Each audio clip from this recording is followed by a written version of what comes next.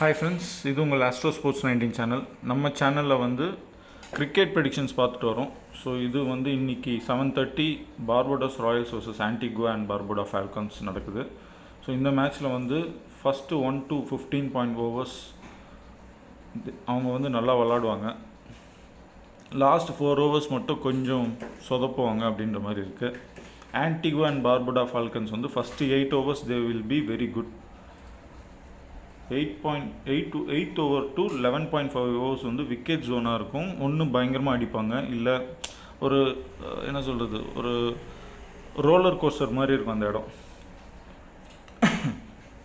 From 12th ஓவர்லேருந்து பார்த்தீங்கன்னா ஸ்லோவாக run rate கொஞ்சம் கொஞ்சமாக கம்மியாகும். பட் அடிப்பாங்க விக்கெட் விழும், அந்த மாதிரி வந்து கடைசி வரைக்கும் கொண்டு போய் முடிப்பாங்க மேட்ச்சை.